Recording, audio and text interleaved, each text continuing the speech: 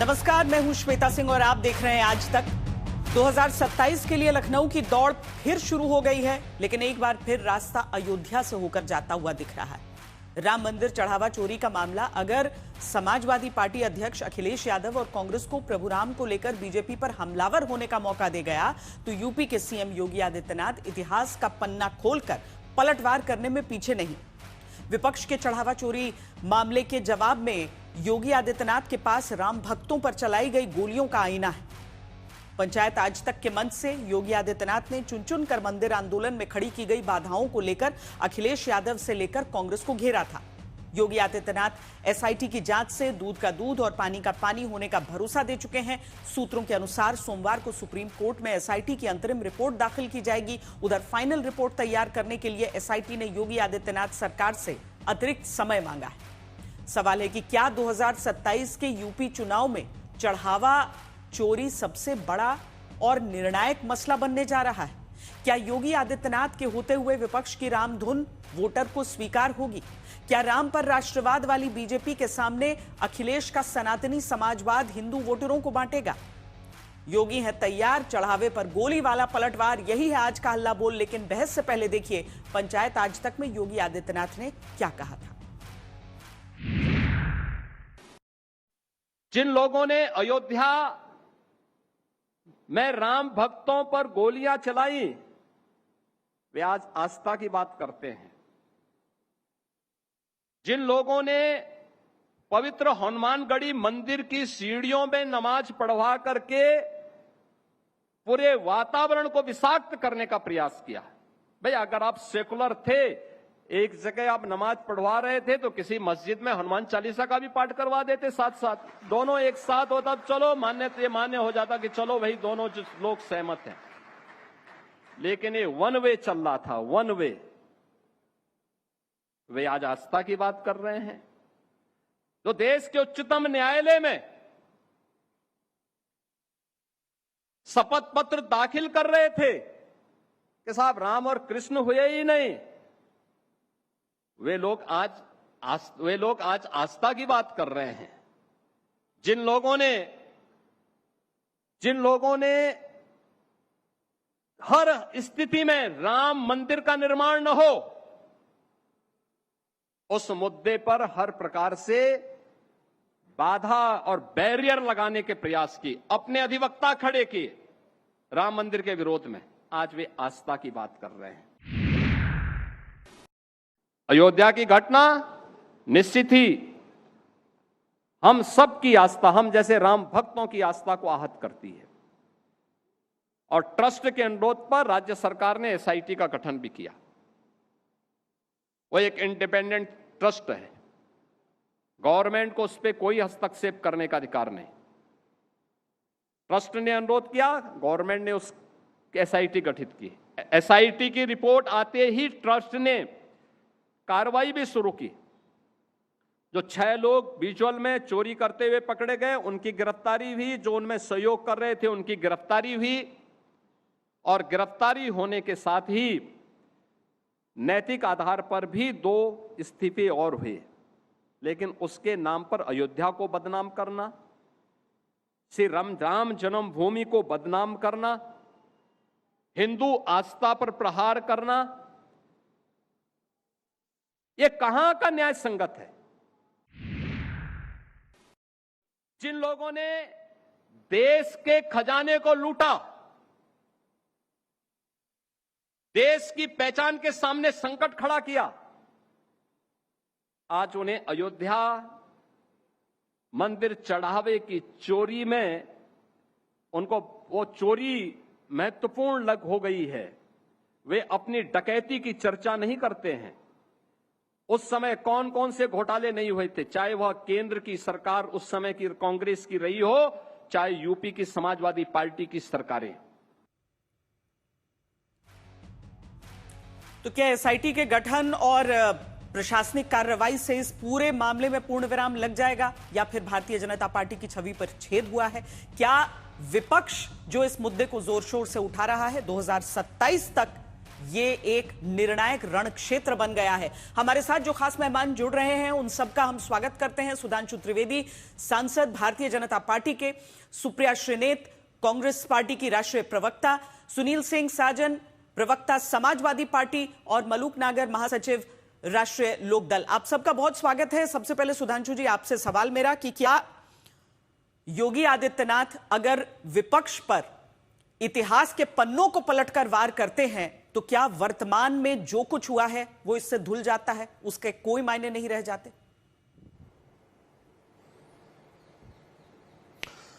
देखिए श्वेता जी, पहली बात, यहां पर विषय सिर्फ इतिहास नहीं है, मैं वर्तमान की बात करता हूं। बताइए, 4 मई से पहले बंगाल के मुर्शिदाबाद में बाबरी मस्जिद बन रही थी कि नहीं? बोलिए हां या ना।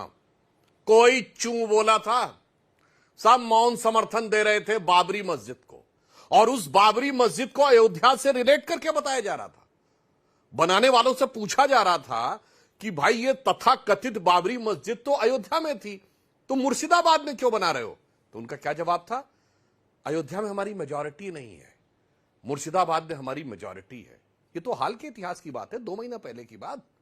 यानी तब तक जो लोग उनके पक्ष में खड़े थे वो आकर आज इस विषय के ऊपर चिंतित करें, तो मैं यह भी याद दिलाना चाहता हूं श्वेता जी, बहुत से लोगों को यह पक्ष नहीं पता होगा कि इस मुकदमे में एक मुद्दई श्री रामलला विराजमान थे स्वयं, और जिनके नेता कपिल सिब्बल जो कानून मंत्री थे, वकील का चोला ओढ़कर अदालत में खड़े हुए, तो किसके खिलाफ खड़े हुए? श्री रामलला विराजमान के खिलाफ। मंदिर छोड़िए, भगवान के खिलाफ खड़े हुए, बाबरी मस्जिद एक्शन कमेटी के पक्ष में, यानी विदेशी हमलावर बाबर की तरफ से। और ये मैं बोल रहा हूं, दिसंबर 1961 में सुन्नी सेंट्रल वक्फ बोर्ड ने जो एफिडेविट दिया उसमें लिखा है कि we are protesting because we considered that this mosque was built by foreign invader Babar.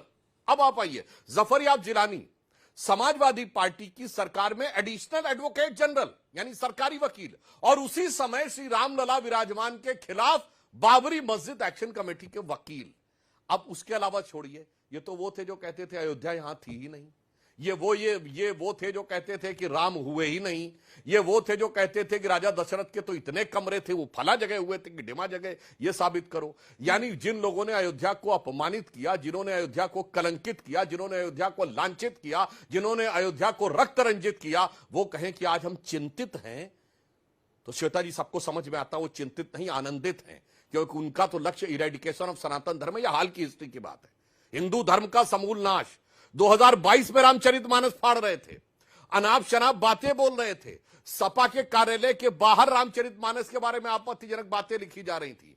वो तो स्थिति ये हुई है कि गंगोत्री से गंगा सागर तक जो राष्ट्रवाद की धारा बही है और जनमानस के विचार में बदलाव आया है, उसकी वजह से इनकी स्थिति यह हुई है। मैं जो बात कह चुका हूं पुनः रिपीट कर देता हूं। हम लोग बच्चे थे और जब राम मंदिर का आंदोलन चला था तो एक नारा लगा था, बच्चा बच्चा राम का, जन्मभूमि के काम का। मगर आज जिन्होंने गोलियां चलाई, जिन्होंने सरयू को नहला दिया, जिन्होंने राम मंदिर को अपमानित किया, जो श्री राम लला विराजमान के खिलाफ खड़े हुए, वो आकर जब ये भक्ति दिखाते हैं तो मुझे लगता है आज की डेट में मुझे कहावत नजर आती है कि अब तो पक्का कच्चा सबे राम का, झूठा सच्चा सबे राम का। चाहे लगन से बोला, चाहे जलन से बोला, हर नेता हुआ भगत राम का। मगर इस देश को पंचतंत्र और धर्मशास्त्रों में भगत और बगुला भगत दोनों का अंतर भली भांति पता है। तो योगी जी ने कहा है, हम लोग भगत हैं भगवान के और ये लोग बगुला भगत हैं। और एक पॉइंट में और क्लियर कर दूं श्वेता जी, चढ़ावे की कोई चोरी नहीं हुई है। चढ़ावा चोरी शब्द गलत है। चढ़ावा गर्भगृह में चढ़ाया जाता है। चढ़ावा चोरी तब माना जाए जब आपने चढ़ाया और वहीं किसी ने हटा लिया। यह बात ना किसी पुजारी ने उठाया ना किसी ने उठाया। यह जब जाकर गणना होनी शुरू हुई है तो यह गणना की त्रुटि हुई है, वहां पर गड़बड़ी हुई है। चढ़ावे में कोई गड़बड़ नहीं हुई। जैसे मैं एग्जाम्पल के लिए बता दूं, आज नीट का एग्जाम का रिजल्ट आया है तो बच्चे को मार्क्स सही मिले हैं, मार्क्स में कैलकुलेट भी सही किया गया है। जब टेबुलेशन सीट के द्वारा उसकी एंट्री होनी थी, उस टेबुलेशन में गड़बड़ हुई तो आप यह नहीं कहेंगे कि कॉपी जचने में बेईमानी हुई है। पर सुधांशु जी, कॉपी सही टर्मिनोलॉजी जची है, का फर्क हो जाता है टेबुलेशन ना। में किसी ने गड़बड़ बात है कि किया है, तो आस्था वो पर तो स्क्रूटनी प्रहार उतना ही बड़ा हो जाता है। लेकिन खैर, मैं कांग्रेस पार्टी और समाजवादी पार्टी से एक एक करके ये सवाल जानना चाहती हूं। सुप्रिया श्रीनेत जी, पहले आपसे कि अगर योगी आदित्यनाथ ये कह रहे हैं कि एसआईटी का गठन फौरन हुआ, 6 लोगों को गिरफ्तार कर लिया गया, 2 लोगों का इस्तीफा हो गया, आगे और कार्रवाई अभी जारी है, तो फिर क्या आपत्ति, क्यों और किस आधार पर आप लोग कह रहे हैं कि कार्रवाई नहीं हो रही है, या फिर किसी को बचाने की कोशिश हो रही है? अगर बचाने की कोशिश हो रही है तो किसको? और सुधांशु जी का जो आरोप है कि कांग्रेस पार्टी या समाजवादी पार्टी के पास नैतिक आधार नहीं है, मैं इन दोनों सवालों पर आपकी प्रतिक्रिया चाहती हूं।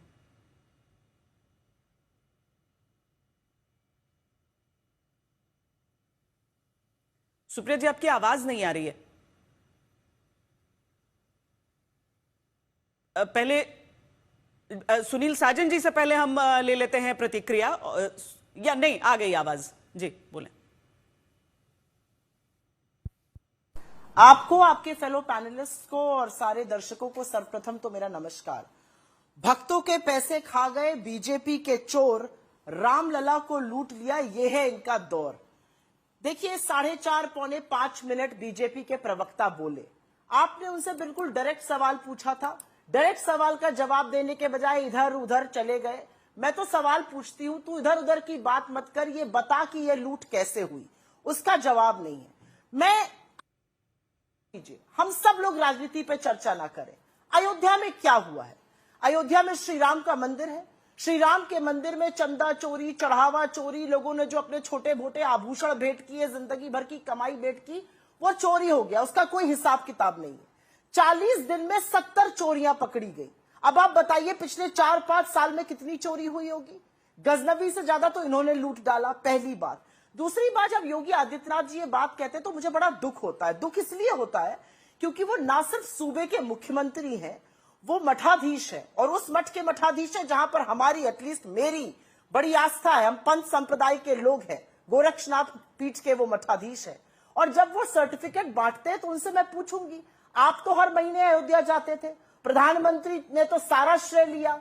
भाई, राम जन्मभूमि का निर्माण का ऑर्डर सुप्रीम कोर्ट से आया, लेकिन भूमि पूजन से लेकर शिलान्यास, शिलान्यास के बाद उद्घाटन, उद्घाटन के बाद प्राण प्रतिष्ठा, प्राण प्रतिष्ठा के बाद ध्वजारोहण किसने किया? नरेंद्र मोदी जी ने किया। अकेले बैठकर किया, हमारे धर्म के शिरोमणि शंकराचार्यों को बाहर निकालकर किया।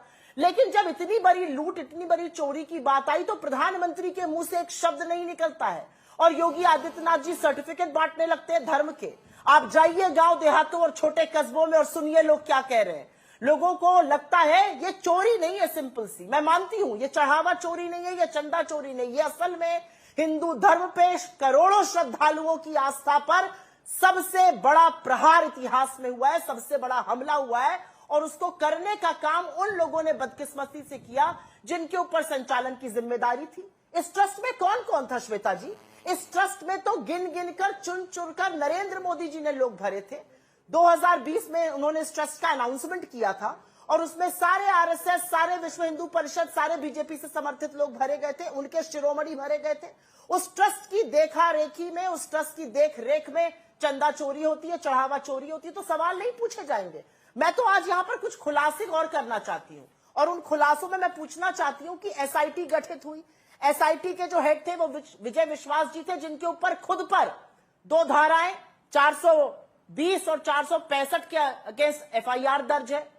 आपने चंपत राय बंसल का इस्तीफा लिया, उनकी जगह बागरा जी लाए गए, जो नालको के सीएमडी पद से इसलिए हटे क्योंकि सीवीसी ने उनको क्लियरेंस नहीं दे पाई, उनके खिलाफ धोखाधड़ी और घोटाले के मामले दर्ज थे। आपको पूरे हिंदू समुदाय में, मैं तो भारतीयों की भी बात नहीं कर रही हूं 140 करोड़, मैं तो आपसे हिंदू समुदाय की बात कर रही हूं। आपको पूरे हिंदू समुदाय में एक सम्मानजनक, साफ सुथरा, बिल्कुल सही छवि वाला व्यक्ति नहीं मिला।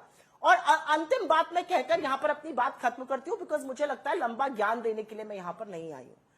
पहला वो जगह, पहला वो मंदिर जहां पर आरएसएस की एंट्री हुई और वहां पर इतनी बड़ी चोरी हुई। बीजेपी और आरएसएस के लोग उस ट्रस्ट में शामिल थे। आज मैं पूछना चाहती हूं, वो ट्रस्ट आरटीआई से बाहर है, सरकार की जवाबदेही से बाहर है। उस ट्रस्ट को क्यों रखा गया है? उस ट्रस्ट को क्यों नहीं भंग किया जा रहा है? मैं पूछना चाहती हूं कि जब अर्जुन देव नाम का आदमी जो 17 साल तक अयोध्या में पोस्टेड रहा, जो रेडियो और सीसीटीवी प्रभारी था, उसको एसआईटी गठित करने के बाद तुरंत ट्रांसफर क्यों कर दिया गया? उसको बचाने की कोशिश क्यों करी गई? नरेंद्र सिंह जो गाजीपुर के हैं, आरएसएस के बड़े प्रचारक हैं, वो उनकी ड्यूटी फिल्टरिंग उन सब में होती है, उनसे पूछताछ क्यों नहीं की जा रही है? महिपाल जिसने पहली बार आकर बताया कि यहां पर चोरी हो रही है, जिसको बर्खास्त कर दिया गया, उसको एसआईटी बुलाकर पूछताछ क्यों नहीं कर रही है? मैं बहुत सारे सवाल यहां पर उठाना चाहती हूं। चंपत राय बंसल, अनिल मिश्रा का इस्तीफा हो गया, लेकिन बाकी बड़ी मछलियों से पूछताछ क्यों नहीं हो रही? और इस्तीफा भी इसीलिए हुआ ना क्योंकि उनको बचाना था। मैं पुनः यह बात कहूंगी कि यह असल में चढ़ावा चोरी सिर्फ नहीं है, यह हिंदुओं की आस्था पर एक बड़ा हमला और बड़ा प्रहार है। हालांकि और सुप्रिया आप सुनील जी, किसी को चंपत राय की जगह रोक नहीं डॉक्टर सकते, कृष्ण फलाने मोहन का अधिकार है, फलाने का नहीं है।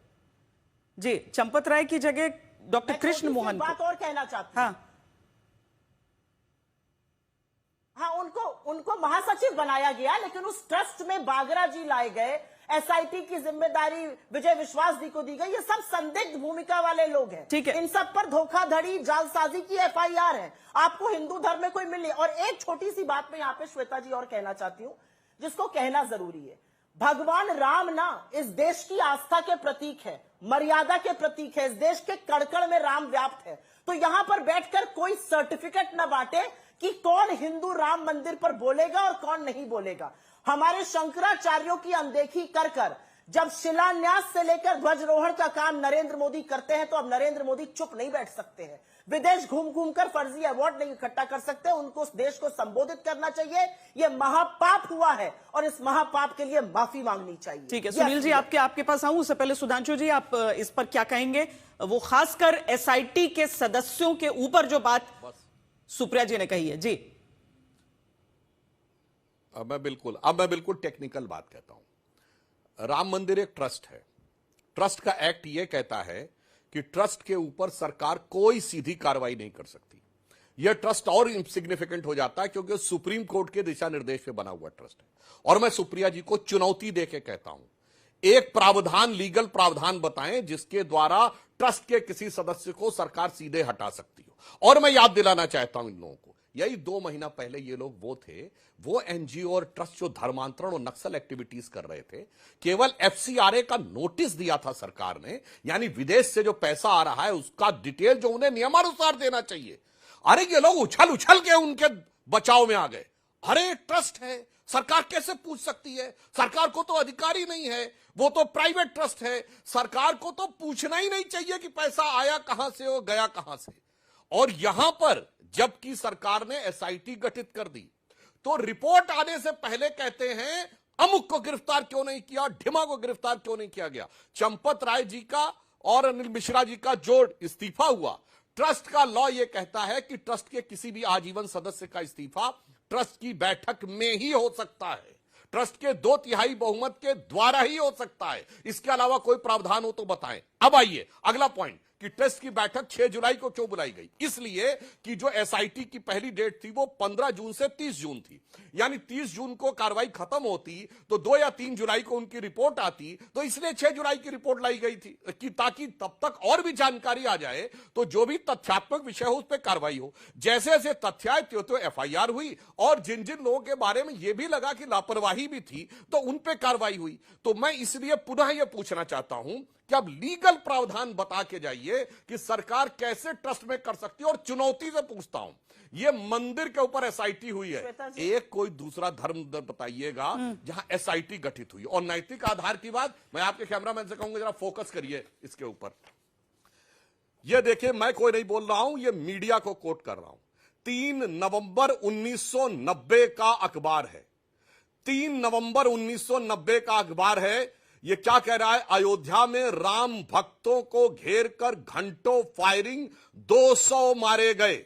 आज अखबार 3 नवंबर 1990, आगे क्या लिख रहा है? जलियांवाला बाग से ज्यादा बड़ा कांड, अयोध्या में राम भक्तों को घेर कर घंटों फायरिंग, 200 मरे। अरे शर्म आनी चाहिए जिन्होंने उन लोगों को मारकर और उन पे जश्न मनाया। ये तो श्वेता जी ऐसा ही लगता है जैसे जनरल डायर आके बाद में कहे कि नेशनल हेराल्ड केस में जो गड़बड़ हुआ है वो तो मुझे स्वतंत्रता संग्राम सेनानियों के प्रति इतनी पीड़ा है कि मैंने चुन चुन के गोली मरवाई थी, और मुलायम सिंह ने एलानिया कहा कि मैंने मरवाया, और भी मर जाते तो गम नहीं था। तो याद करिए रामगोपाल जी का जो वीडियो वायरल हो रहा है, सुनील जी, मुल्ला मुलायम कहो या मौलाना सुप्रिया जी, मैं इसके फौरन बाद आप तक आऊंगी, क्योंकि जो गोलियों की बात उन्होंने कही है वो सीधे तौर पर समाजवादी पार्टी से जुड़ी। इसका क्या नैतिक आधार है समझ में आ जाता है। अच्छा ठीक है, आप छोटे में, बहुत छोटे में अगर सुप्रिया जी आप रिएक्ट करें, बाद में आप लंबा रिएक्शन अपना दे दीजिएगा, क्योंकि जी ये सवाल एग्जैक्टली इसीलिए मैं सुनील जी के पास जाना चाह रही थी। सुप्रिया जी अपनी बात खत्म कीजिए, फिर मैं छोटा सा। जी जी नहीं, बिल्कुल आप सुनील जी के पास जाइएगा और उनसे लंबी बात करिएगा, लेकिन मैं सिर्फ एक सवाल पूछना चाहती हूँ। सुधांशु जी टेक्निकलिटीज में उलझाएंगे मुझे। ये कौन सी टेक्निकलिटी थी जिससे शिलान्यास भी उन्होंने किया, भूमि पूजन भी नरेंद्र मोदी ने किया, उद्घाटन भी नरेंद्र मोदी ने किया, प्राण प्रतिष्ठा भी नरेंद्र मोदी ने की, ध्वजारोहण भी नरेंद्र मोदी ने किया, और अब उनकी कोई जिम्मेदारी नहीं है। हे राम जी, अब जगत बना ही नहीं, अब मैं उस पर बोलूंगा ही नहीं, मैं आंखों पर पट्टी और मुंह में दही जमाकर बैठ जाऊंगा। ये जो लॉजिक है ना, ये उन तमाम करोड़ों श्रद्धालुओं को दीजिएगा, उस महिला को दीजिएगा जिसने अपना मंगलसूत्र मंदिर में दान किया और पता ही नहीं है वो आभूषण कहां गायब हो गया। ठीक है, उस गरीब औरत को दीजिएगा जिसने अपनी 1 बीघा जमीन बेचकर राम मंदिर में दान कर दी। ये टेक्निकलिटी उन करोड़ों श्रद्धालुओं को समझाइएगा जो जानते हैं कि मंदिर में चोरी हुई, और चोरी बीजेपी और आरएसएस के रहते हुए हुई, जो जीवन में कभी नहीं हुई थी। जो गजनबी ने नहीं किया वो आप लोगों ने लूट डाला। ठीक है सुनील जी पहले ये बताइए कि हम जब भी ये कहते हैं कि इतना पीछे पलट के मत देखो, तो कम से कम 90 उतना पीछे भी नहीं है कि लोगों के स्मरण में न रहे। आप लोग जो बातें कर रहे हैं और जो सनातन ही समाजवाद है का एक नया नारा गढ़ा गया है, उस सब में आपको लगता है कि जो जनता है वो भूल चुकी है, तब जब उसको लेकर किसी तरह की बात या स्पष्टीकरण समाजवादी पार्टी की तरफ से कभी दी नहीं गई है। आप क्या कहते हैं योगी आदित्यनाथ के उस आरोप पर, जब वो कहते हैं कि समाजवादी पार्टी को कोई अधिकार नहीं कि वो बोले? देखिए श्वेता जी, मैं बहुत अनुरोध के साथ आपके कार्यक्रम में इस बात को कह सकता हूं कि हम लोग सनातनी हैं, हिंदू हैं, भगवान राम को मानते हैं, कृष्ण को मानते हैं, शिव को मानते हैं, देवी को मानते हैं। ये कैसे पूजा पाठ करते हैं, इसका सर्टिफिकेट हमको भारतीय जनता पार्टी, विश्व हिंदू परिषद और आरएसएस से नहीं चाहिए। ये लोग उनके ठेकेदार नहीं हैं। और मैं बड़ी जिम्मेदारी के साथ कह सकता हूं कि जब सर्वोच्च न्यायालय ने यह फैसला दिया कि भगवान राम का मंदिर बनेगा, तो सरकार ने सुनियोजित ढंग से उसी दिन नरेंद्र मोदी जी की सरकार ने, बीजेपी की सरकार ने यह तय कर लिया कि हमको भगवान राम के नाम पर लूट करनी है। उस ट्रस्ट में आरएसएस के लोग, विश्व हिंदू परिषद के लोग, भाजपा के लोग रख दिए जाते हैं। कोई शंकराचार्य नहीं, कोई महंत नहीं, कोई संत नहीं। जिन लोगों को भी रखा है उनको कोई अधिकार नहीं। आज उत्तर प्रदेश के माननीय मुख्यमंत्री जी, मैं तो नहीं समझ पाता हूं कि उस सुबह सुबह क्या खा पी लेते हैं कि दिन भर केवल झूठ बोलते हैं। अभी वो प्रचार कर रहे थे कि हनुमानगढ़ी में समाजवादी पार्टी ने नमाज पढ़ा दी। हनुमानगढ़ी में महंत ज्ञानदास जी के द्वारा वो आयोजन किया गया था। और अब तो इनके नेता, भी मैं सुन रहा था, इनके नेता ब्रजभूषण शरण सिंह ने भी कहा है, और इनको जाके देख के आना चाहिए। खुद योगी जी जाएं, सुधांशु जी जाएं। हनुमानगढ़ी एक मुस्लिम ने बनवाई थी। दरअसल ये देश जो गंगा जमुना संस्कृति का है, हिंदू मुस्लिम सिख ईसाई के भाईचारे का है, इस देश के खिलाफ बीजेपी आज से है। ये नैतिकता की बात करते हैं कि हम धर्म की बात नहीं कर सकते।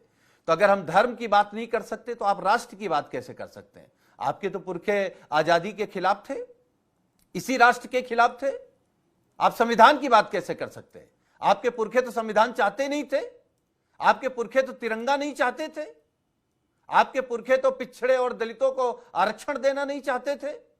आप नैतिकता की बात करेंगे, आप इस तरीके की बात करेंगे। उत्तर प्रदेश के मुख्यमंत्री जी कहेंगे गुंडागर्दी। आप तय कर लीजिए, मानिए अखिलेश यादव जी एक तरफ हमारे नेता और एक तरफ उत्तर प्रदेश के मुख्यमंत्री जी, किस पर है दंगे के मुकदमे, किस पर थे? गुंडई के मुकदमे किस पर थे? आपराधिक मुकदमे किस पर थे? आप मुख्यमंत्री बन गए, खुद मुकदमे वापस ले लिए, आप ही जज हो गए, आप ही हाई कोर्ट, आप ही सुप्रीम कोर्ट हो गए, और आप कहेंगे कि गुंडई। समाजवादी पार्टी ने जो उत्तर प्रदेश में विकास की लकीर खींची है वो योगी जी आप छू नहीं पाएंगे। ये लोग झूठ बात करते हैं। अच्छा, ये क्या है, ये अभी भी चंपत राय बंसल को संत कहेंगे, अनिल मिश्रा को संत कहेंगे, ये गोपाल राव को संत कहेंगे, और जितने लुटेरे हैं हम तो आज तक के कार्यक्रम में कहेंगे, सुधांशु जी एक मंदिर बना लीजिए, वहां चंपत राय, अनिल मिश्रा, जितने भी लुटेरे हैं उनकी मूर्ति लगा लीजिए। अब भगवान राम के दर्शन मत करिए, आप लोग इन्हीं के दर्शन करिए, यही आपके वैचारिक गुरु हैं, यही आपके वैचारिक भगवान हैं। और ये सुधांशु जी, हनुमान जी को आप नचा देंगे अपने कार्यक्रम में, फिर बताएंगे ये अंगद जी हैं, ये गाय को भी अलग अलग तरीके से बताते हैं, ये अद्भुत हिंदू हैं। मछली खाने को कभी अच्छा बता देंगे, कभी गाय को कुछ बता देंगे, कभी हनुमान जी को नचाने के बाद उनको अंगद बता देंगे, भगवान राम का मंदिर लूट लेंगे और दूसरे से कहेंगे कि आप लूट पर बात करने की आपकी नैतिकता नहीं है। बहुत टेक्निकल बात कर रहे थे, तो आप बताइए कि टेक्निकल ये आरोपियों को कब तक आप पकड़ेंगे। और एसआईटी जो सुप्रिया जी ने कहा है, उन किसी भी बातों को मैं दोहराना नहीं चाहता हूं, लेकिन आपकी मंशा और उत्तर प्रदेश में योगी आदित्यनाथ जी और मोदी जी लगातार इस प्रयास में हैं कि असली लुटेरे न पकड़े जाएं।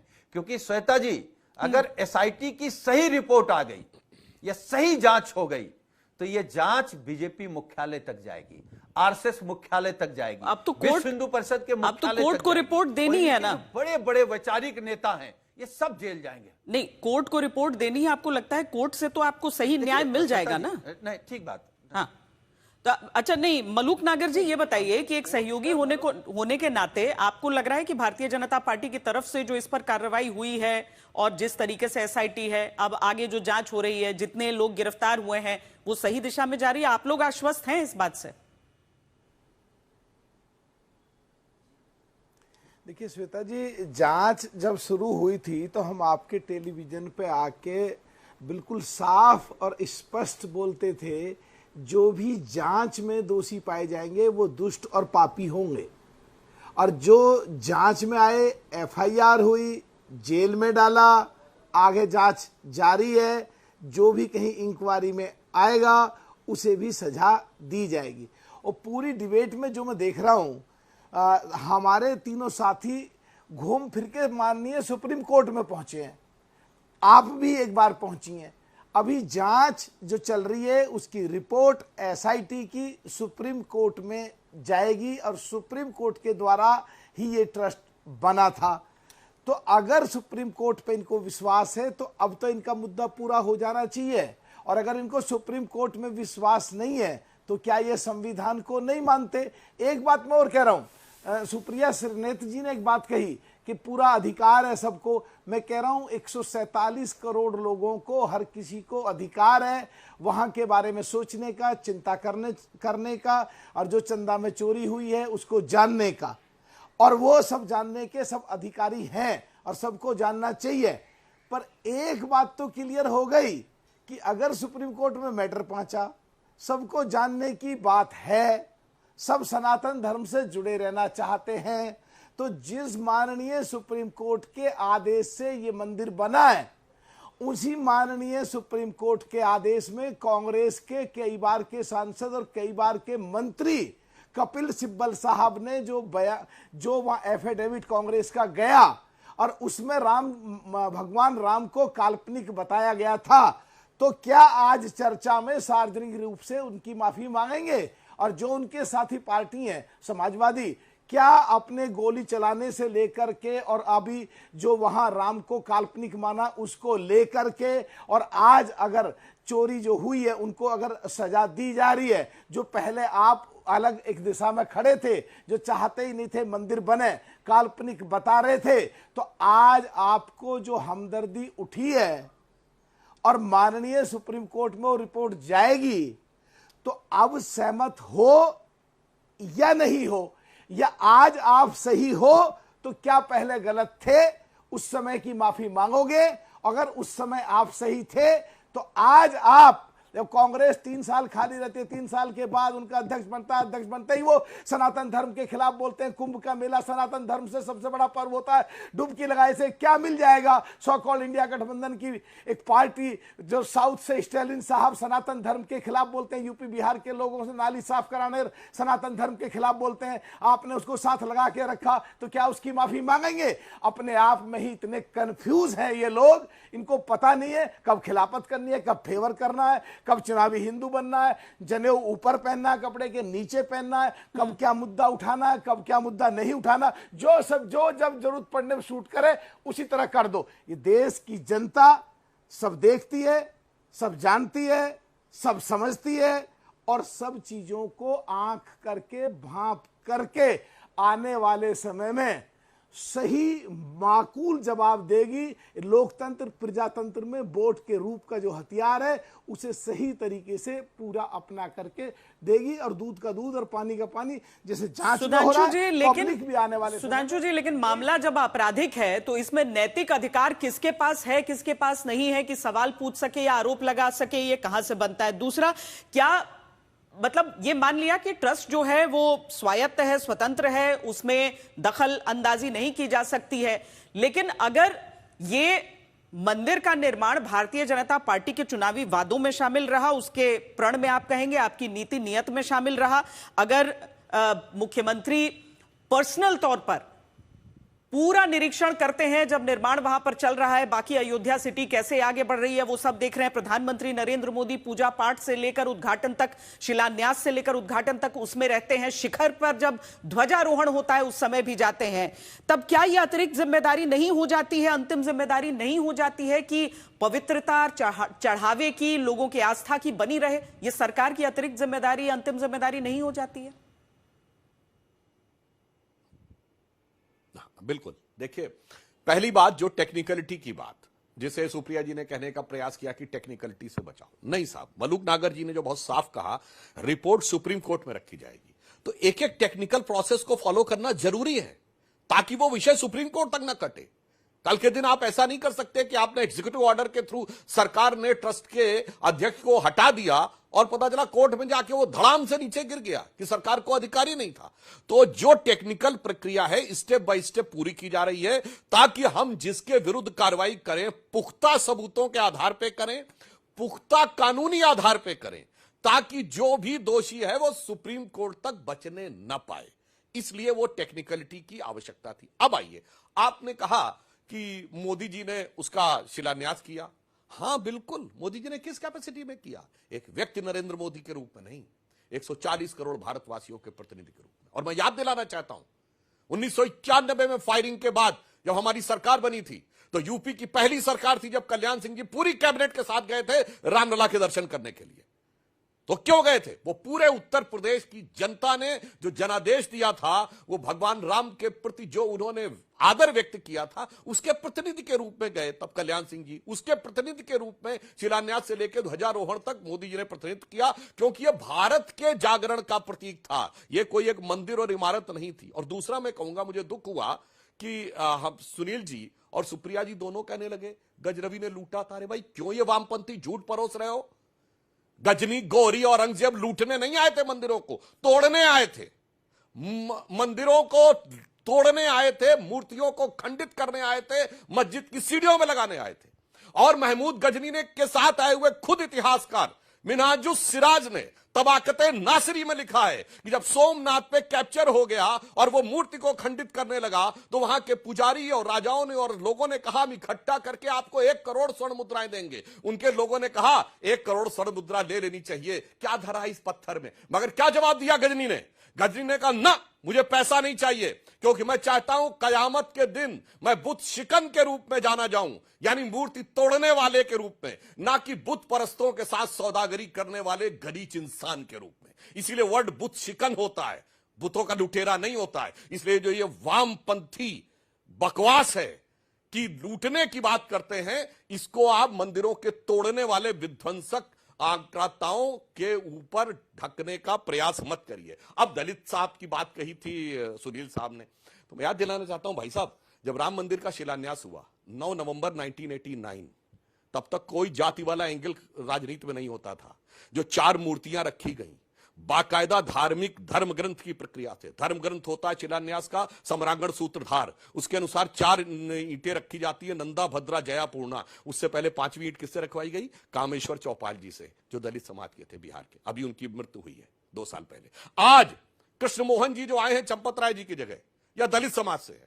और मैं चैलेंज करके पूछता हूं, मेरे भाई बताओ कोई मस्जिद जिसमें गद्दी, घोसी, अंसारी, बहना, हलालखोर हो, बताओ वहां का चीफ। चैलेंज बताइए, कोई ईसाइयों में हो बताइए, जामा मस्जिद में है बताइएगा, कौन सी मस्जिद में है? हजरत बल में है।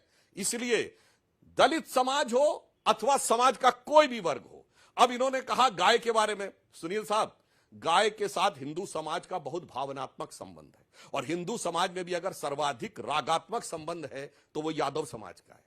और जब अखिलेश यादव जी कहते थे कि इनको गाय में बदबू आती है, गौशाला इसलिए खोलते हैं, तो इस बात को लेकर बहुत कष्ट होता है। तो एक एक चीज जनता के सामने है, टेक्निकल हो या मॉरल हो या पॉलिटिकल हो, मुझे लगता है बचाव की कोई गुंजाइश नहीं है। और मैं लास्ट में एक पंक्ति और कह देना चाहता हूं श्वेता जी, एक नारा लगता था गोली चलने के बाद कि अब भी जिसका खून न खौला, खून नहीं वो पानी है, और जन्मभूमि के काम ना आए वो बेकार जवानी है। हम कहना चाहते जो हुआ है, कष्ट हमको भी हुआ है, राम भक्त कार सेवक के रूप में हमको भी हुआ है। हमने भी बालक के रूप में 84, 87, 91 सब जगह गए थे, 89 में शिला पूजन किया था। तो मैं कहना चाहता हूं, आज हर हिंदू का हृदय है टूटा, आज आंख में पानी है, पर हर दोषी को सजा मिलेगी जिसने की बेईमानी है। मगर जिनका खून नहीं खौला था, खून नहीं वो पानी है, और वही भक्ति का स्वांग रचाते, ये भक्ति नहीं शैतानी है। सुप्रिया जी, सुप्रीम कोर्ट के सामने है अब पूरा मामला, निगरानी रहेगी उनकी अगर एसआईटी की रिपोर्ट वहां पर जाती है। अब आप लोगों को क्या भरोसा है कि इसमें न्याय होगा, इंसाफ होगा, या फिर 2027 को देखते हुए यह मुद्दा केवल राजनीतिक रूप में जीवित रखा जाएगा? 4 मिनट तक सुधांशु जी बोले, मैं उनके क्रमवार चीजों का जवाब दे देती हूँ और बिल्कुल आपके सवाल का सीधा जवाब दूंगी जी। दलितों की बात कौन कर रहा है? बीजेपी और आरएसएस। आरएसएस का एक भी प्रमुख अपने 100 वर्ष की हिस्ट्री में आप एक दलित या पिछड़े वर्ग का व्यक्ति नहीं बना पाए। 20 जगह सरकारें हैं, एक दलित मुख्यमंत्री नहीं। आप दलितों की बात करिएगा, शिलान्यास हुआ, इस देश के राष्ट्रपति तब दलित थे, उनको नहीं बुलाया गया। उद्घाटन हुआ, आदिवासी समाज की महिला, हमारे देश की उच्चतम फर्स्ट सिटीजन राष्ट्रपति हैं, उनको नहीं बुलाया गया। आप बात करेंगे दलितों, पिछड़ों और आदिवासियों की, शर्म कीजिए कुछ, उस एंगल पर मत जाइए, उस एंगल पर औंधे मुंह गिर पड़िएगा। जिस दिन आरएसएस सरसंचालक दलित बनेगा उस दिन बात करिएगा। ये पहली चीज। दूसरी चीज मैं बोलना चाहती हूं, मंदिरों की खंडित करने की बात आप करिएगा। 300 से 350 मंदिर काशी विश्वनाथ के तोड़ दिए गए, खंडित कर दिए गए, वहां पर कॉरिडोर बनाने के चक्कर में। अभी भी अहिल्याबाई का मंदिर तोड़ा गया, आज भी देखा गया कैसे मंदिर की गुंबद टूट के गिरी। और ये बात करेंगे मंदिर तोड़ने की, आपको कॉरिडोर बनाना, इसलिए आप प्राचीन सभ्यताओं और हमारे मंदिरों को तोड़ रहे हैं।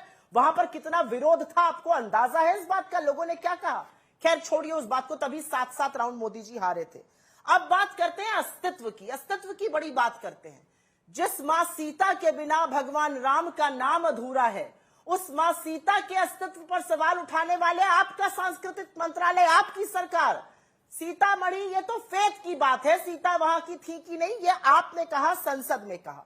और अब बात करते हैं दूध का दूध और पानी का पानी होने में। बिल्कुल सुप्रीम कोर्ट देख रहा है, सुप्रीम कोर्ट के सामने बिल्कुल सच आना चाहिए। सच कैसे आएगा? जब एसआईटी सही लोगों से पूछताछ करेगी। मैं पूछना चाहती हूं, ये टिन्नू पिन्नू कोई कौशल मिश्रा ने मिलकर इतनी बड़ी चोरी कर ली, वो जो 7-8 प्यादे गिरफ्तार हुए हैं। आप गोपाल राव के नाम के एक आदमी को जानते हैं? वो आरएसएस के प्रचारक है, कर्नाटक से। उन्होंने ऐसी जमीन की खरीद फरोख्त करी कि संदीप पाटिल एक आरटीआई के एक्टिविस्ट हैं, उन्होंने पूरा निकाला कि कैसे गोपाल राव और उनके साथियों ने जमीन की खरीद कर एम्पायर बनाई। आप बात करना चाहते हैं दूध का दूध और पानी के पानी की। अर्जुन देव का 17 साल बाद ट्रांसफर क्यों किया, उससे पूछताछ क्यों नहीं गई? नरेंद्र सिंह जो आरएसएस के प्रचारक और वहां पर फिल्टर करते ऑडियंस को, उनकी पूछताछ क्यों नहीं की जा रही है? के तिवारी का नाम सामने क्यों नहीं आ रहा है? असलियत यह है कि जब सही लोगों से पूछताछ ही नहीं होगी, जब बड़े मगरमच्छों और मछलियों को छोड़ दिया जाएगा, का दूध और पानी का पानी होगा। और मैं अंत में दो बातें कहना, प्रैक्टिसिंग हिंदू हूं, भगवान का नाम लिए बिना, पूजा किए बिना अन्न नहीं ग्रहण करती हूं, तो मेरी आस्था को ठेस पहुंचती है जब आप हनुमान की प्रति बनाकर एक आदमी को अपने रोड शो में नचाते हैं। मेरी आस्था को ठेस पहुंचती है जब भगवान राम को छोटा दिखाकर, नरेंद्र मोदी को बड़ा दिखाकर भगवान राम की उंगली नरेंद्र मोदी के हाथ उंगली में थामते हैं। मेरी आस्था को ठेस पहुंचती है जब उद्घाटन के दौरान अयोध्या में भगवान राम से बड़ा कटआउट देश के प्रधानमंत्री नरेंद्र मोदी का लगता है। मेरी आस्था को ठेस जरूर पहुंचती है जब बंगाल में मछली खाने की होड़ लग जाती है, कैमरे पर, चाहे वो अनुराग ठाकुर हो, चाहे वो मनोज तिवारी हो, चाहे वो हेमंत बिस्व शर्मा हो, बीजेपी का कौन नेता जो कैमरे पर मछली खाने के लिए उतावला नहीं था, और इलेक्शन के बाद बच्चों की प्लेट से अंडा गायब कर देते हैं। ये असलियत है इनकी। अरे अभी 57 करोड़ की चोरी इन्होंने राजस्थान में करी, मरी हुई गायों के ऊपर वहां पर उनका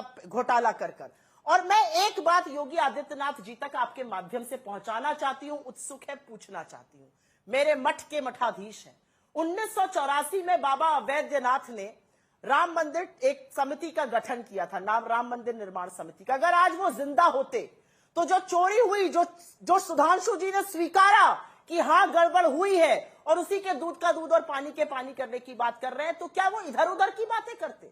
वो फलाना ढिमकाना इतिहास में जाते, या वो जवाब मांगते? वो कहते कि जिन लोगों पर जिम्मेदारी थी मंदिर के संचालन की, मंदिर के पूजा पाठ की, उन्होंने हमारे धर्म के साथ, हमारी आस्था के साथ इतना बड़ा विश्वासघात, इतना बड़ा धोखा कैसे किया? दिन दहाड़े हमारी आस्था का कत्ल करने की जरूरत कैसे करी? उनसे सवाल पूछा जाएगा कि नहीं पूछा जाएगा? ठीक है, ये सतीश महाना आपके बड़े नेता हैं। हाँ। सतीश महाना कहते हैं उन्हीं का चंदा चोरी हुआ जिन्होंने श्रद्धा से नहीं दिया। गरीब आदमी ने जो पैसा चढ़ाया वो चोरी हो गया, और आप इस धृष्टता से बात करते हैं। शर्म आनी चाहिए आप। ये तस्वीरें जो हम दिखा रहे हैं, हम ये फुल फ्रेम भी ये तस्वीरें दिखा देते हैं। ये राम मंदिर में शुद्धिकरण के लिए ये पूजा पाठ का कार्यक्रम वहां पर चल रहा है। यहां पर राम मंदिर ट्रस्ट की तरफ से अयोध्या में 10 दिनों का ये शुद्धिकरण के लिए पूजा का आयोजन किया जा रहा है।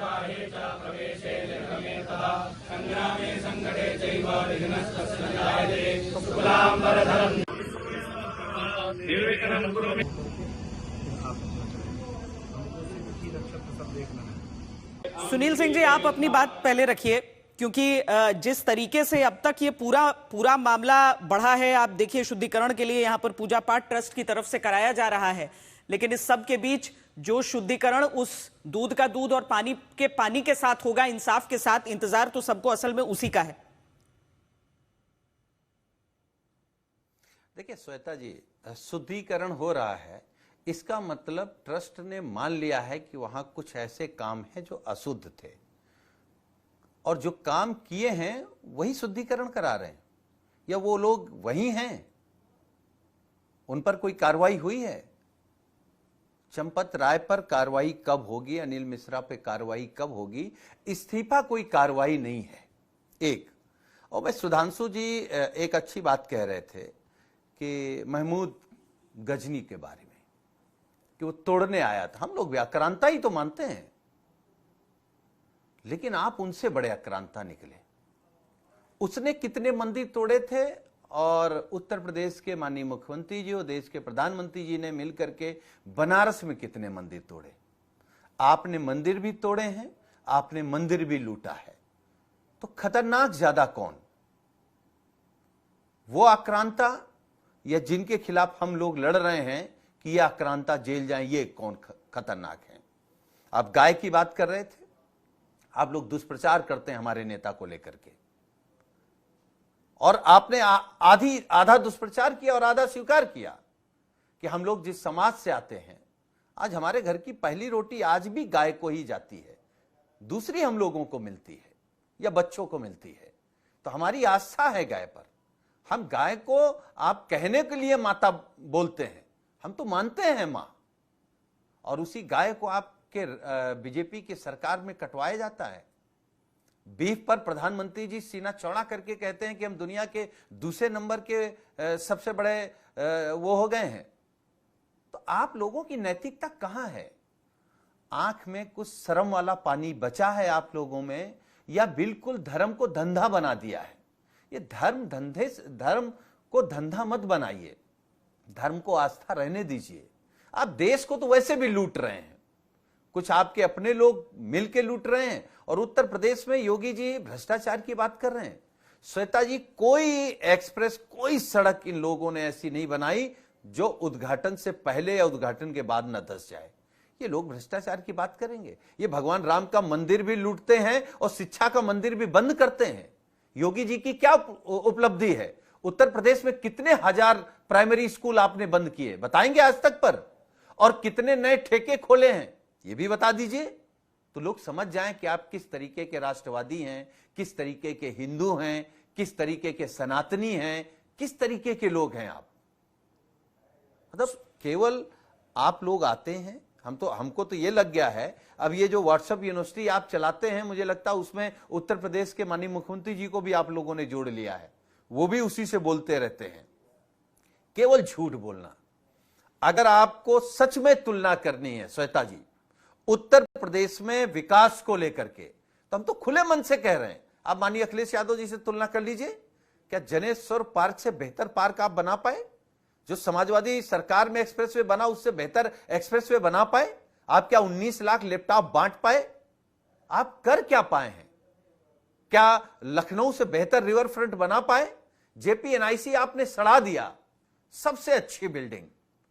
आप लोग, क्योंकि मुझे ऐसा लगता है कि बीजेपी के लोगों के मन में कुछ बनाने का है ही नहीं।